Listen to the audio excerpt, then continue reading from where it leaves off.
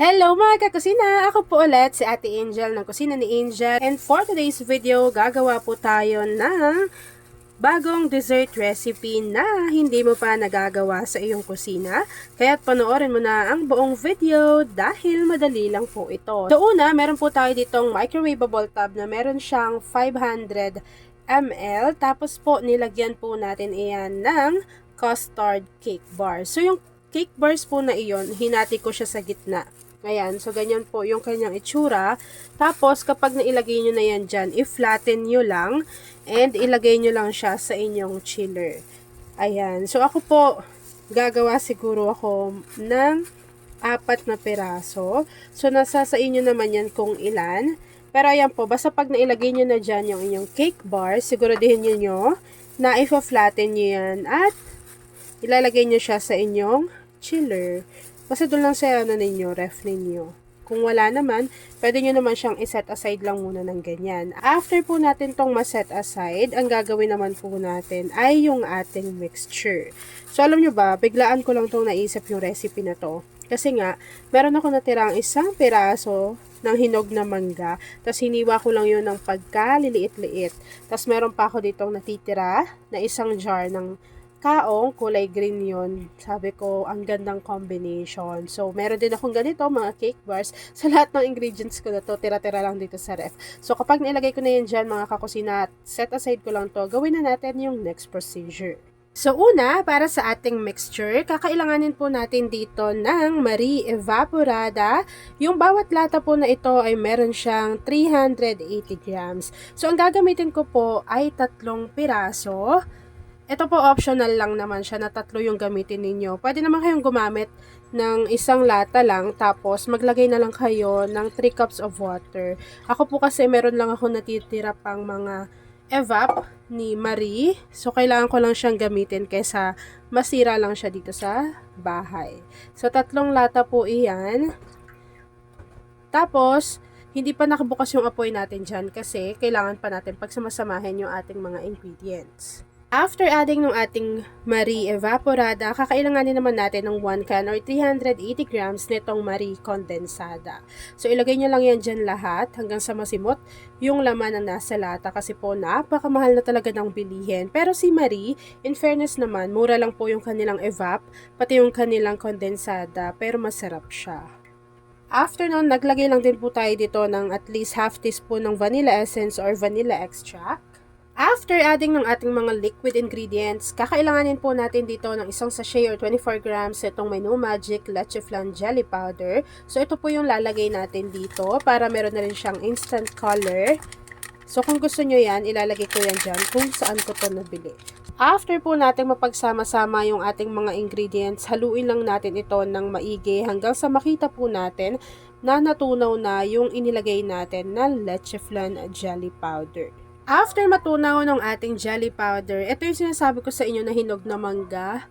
Ayan o. Maglalagay lang tayo ng konti kasi ipang tatoppings natin yung matitira. Nasa sa inyo naman yan kung makakabili pa kayo ng mangga na maramihan. Tapos hiniwa ko lang yan ng ganyan kaliliit or kaninipis. After nun, ito naman yung green kaong. Hiniwa ko lang din yan ng mas maliliit pa. So, kuha lang tayo ng konti kasi ipang tatoppings natin yan later. Kapag nailagay na po natin yung ating hinog na mangga, pati yung ating green kaong, haluin lang po ulit natin ito ng maigi. Bago, pwede na po nating buksan yung ating apoy sa ating kalan over medium to low heat. And then, lulutuin lang po natin ito hanggang sa kumulo yung ating mixture. So, ako po usually medium to low heat lamang yung apoy. Kasi ayoko pong nabibigla yung mixture. Kasi kapag lalo na may jelly powder yan, kapag nabigla yung pagkaluto, para po siyang namumuo. Kasi hindi siya super soft yung kalalabasan. So ako po, lulutuin ko lang to mga kakusina, and then after po nun, ipapakita ko na sa inyo kung ano pa yung next procedure. So habang hinahalo natin to mga kakusina, please don't forget to like and follow yung ating Facebook page, Kusina ni Angel. Kung meron din po kayong Instagram, paki-follow na rin ako doon, Kusina ni Angel. Kung gusto mo naman matuto pa ng iba pang mga recipes o kaya naman gusto mo mag-share ng mga niluluto mo everyday, pwede kang sumali sa ating Facebook group. Andyan lang po yan sa ating Facebook page. At ayan na mga kakusina, kapag kumukulo na po yung ating mixture, pwede na po natin i-off yung apoy sa ating kalan at i-transfer lang po natin ito doon sa ating mga microwavable tub na merong cake bars. Kapag na-transfer na po natin ito, hihintayin natin yung mag-set, mag-firm, and then after po nun, ipapakita ko na sa inyo kung ano yung natapos nating easy dessert recipe. At ayun na nga mga kakusina, kapag lumamig na po yung ating dessert recipe, ganyan siya. Naglagay lang tayo ng ating green kaong, pati yung ating mangga na natira. Tapos po, pwede na natin yang i-enjoy.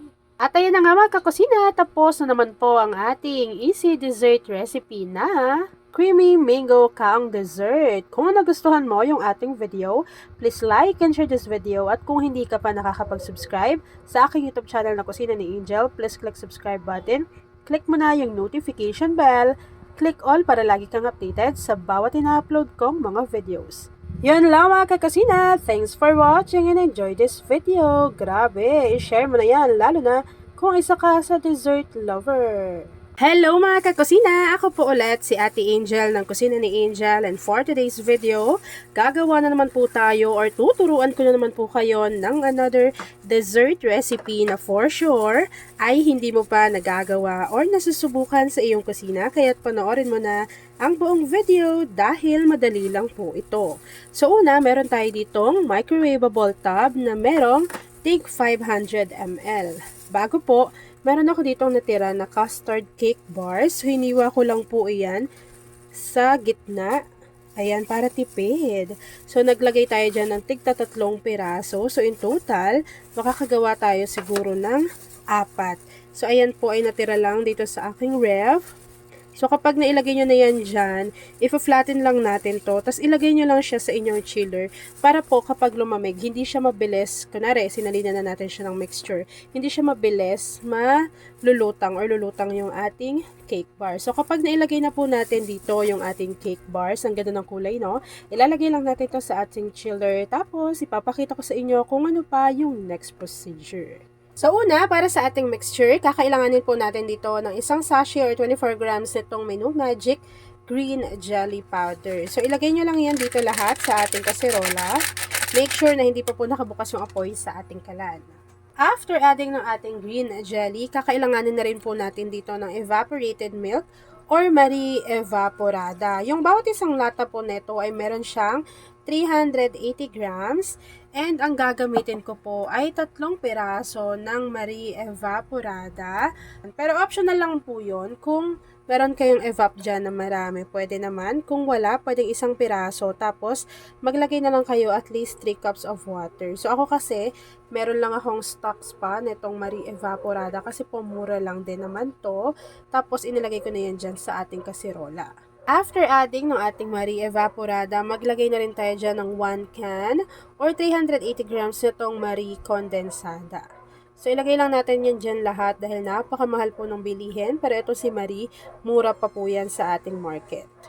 Kapag nailagay na po natin yung ating Marie Evaporada, pati yung ating Condensada, tunawin lang po natin yung inilagay natin dyan na isang sachet or yung ating jelly powder na 24 grams. Make sure po na nakapatay pa yung apoy sa ating kalan ha.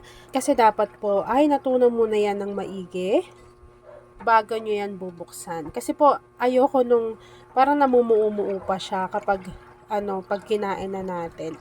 So dapat po dyan ay natunaw muna ng maigi yung ating jelly powder bago pwede na po nating buksan yung ating apoy sa ating kalan over medium to low heat.